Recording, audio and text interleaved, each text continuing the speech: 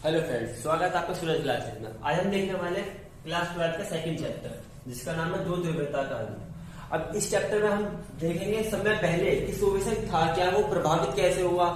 तो रूसी क्रांति 1917 को रूसी क्रांति हुई। इस क्रांति के बाद सोवियत संघ अस्तित्व में आया या फिर हम कह सकते हैं प्रभावित हुआ इस क्रांति से। सोवियत संघ 15 गणराज्यों से मिलकर बना है, जिसमें से रूस एक शक्तिशाली देश है। इनमें से खाली रूस है जो शक्तिशाली है। अब हम देखेंगे सोवियत संघ की मुख्य विशेषता क्या है। विश्व की दूसरी सबसे बड़ी अर्थव्यवस्था, अमेरिका से कम थी, लेकिन सबसे सेकंड नंबर पे ये आती थी सोवियत संघ। और उन्नत संचार प्रणाली, मतलब वहां की संचार प्रणाली भी बहुत अच्छी थी। विशाल ऊर्जा संसाधन भी थे, जैसे खनिज तेल, पेट्रोलियम आदि।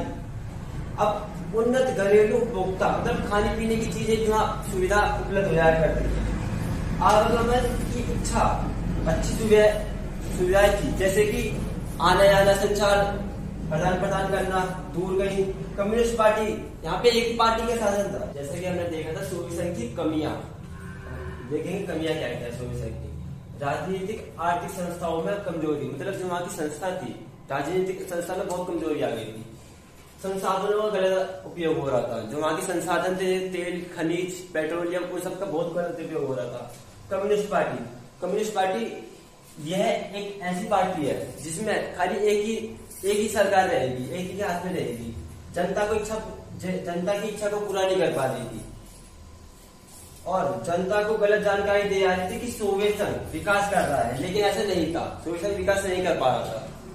कम्युनिस्ट पार्टी के नेताओं को विशेष अधिकार थे, लेकिन आम जनता को नहीं थे। गोल्डस्टेट की सुविधा की नीति, मतलब उनकी सुधार की नीति को लागू किया गया। सोवियत संघ ने अफगानिस्तान के साथ हस्तक्षेप किया, जो हम आगे पढ़ेंगे। एक ध्रुवीय विश्व क्या है, पहले हम देखेंगे। मान लो ए और बी, इन दोनों के बीच में लड़ाई होती है। यदि बी जीत जाता है, ए हार जाता है, तो ये ए बी सब पूरे विश्व में राज कर देगा। इसको ही एक ध्रुवीय विश्व कहा जाता है। अब जैसा कि 1991 में सोवियत संघ के विघटन के बाद अमेरिका महाशक्तिशाली देश बना। अब विश्व में कोई भी ऐसी शक्ति नहीं थी जो अमेरिका का मुकाबला कर सके, जो अमेरिका को टक्कर दे सके।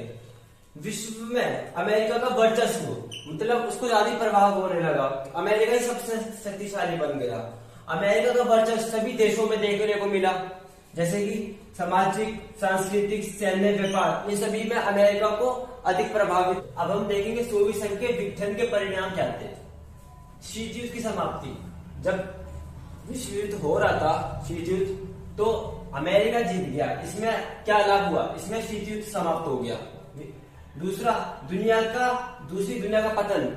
पहली दुनिया अमेरिका को कहा जाता है, दूसरी दुनिया सोवियत संघ को, उसका पतन हो गया। अमेरिका एकमात्र शक्तिशाली देश बचा और नए देश का उदय हुआ। अब सोवियत संघ के साथ जो 15 गणराज्य थे, अब उसमें से सोवियत संघ तो हट गया।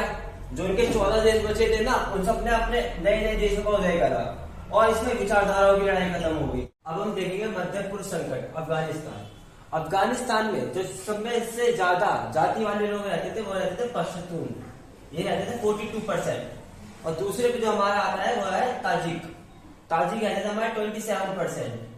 तीसरा हमारा आता है हजारा रहता थे हमारे 8%।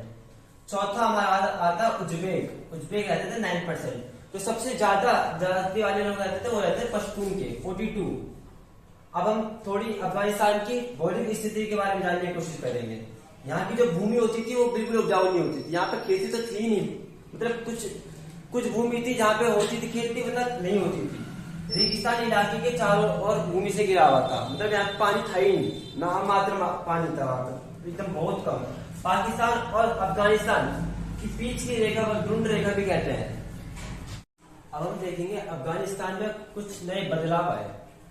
1960 के दशक राजा जाहिर शाह ने अफगानिस्तान में कुछ सुधार किए, जैसे महिलाओं की शिक्षा को लेकर, जनता को राजनीतिक अधिकार दिलाने के लिए कुछ उन्होंने बदलाव किए। अब सन 1973 में जाहिर शाह के परिवार से ही, जिसका नाम था दाऊद खान, दाऊद खान ने इनका तख्ता पलट कर दिया, मतलब अपने ही घर में से जाहिर खान का तख्ता पलट कर दिया सत्ता से। 1978 में इनका भी तख्ता पलट हो गया। फिर वहां की जो पार्टी आई वो थी कम्युनिस्ट पार्टी। अब ध्यान रखें बच्चों, यहाँ की कम्युनिस्ट पार्टी ये वही पार्टी है जो एक ही सरकार बनाती है और एक ही का शासन चलता है इसमें। वहां की कम्युनिस्ट पार्टी ने शासन चलाया, जिसे हम PDP के नाम से जानते हैं, जिसका इंग्लिश में कहेंगे proper democratic party of Afghanistan. यहाँ की कम्युनिस्ट पार्टी बड़ी बड़ी जमीन को लेकर, मतलब जितने भी जो बड़े बड़े लोग थे वहां के, उन सबकी बड़ी बड़ी जमीन लेकर छोटे लोगों को, गरीबों में देने का सोचा। अब भाई ऐसे में उनका विरोध हुआ, जिसकी जमीन जाएगी वो बंदा विरोध तो करेगा। ऐसे में वहां की आम जनता थी जिनकी जमीन डाली थी, उन्होंने वहां पे विरोध किया।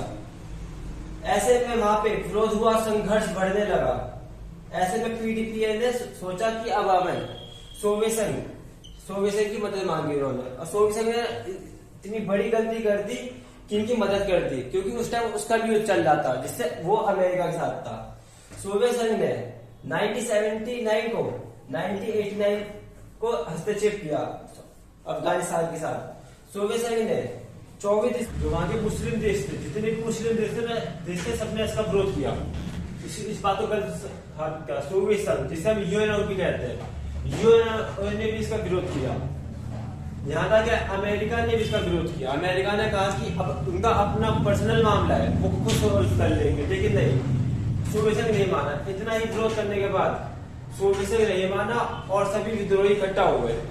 अब जितने भी अफगानिस्तान में जितने भी विद्रोह कर रहे थे वो सब इकट्ठा हुआ, उन्होंने इस युद्ध को धर्म के नाम से जोड़ दिया, धार्मिक युद्ध कहा है इसको। अब सोवियत संघ के जो खिलाफ थे जितने भी लोग उससे लड़ाई करने वाले थे, उसको नुमाजुद्दीन कहलाए जितने भी थे।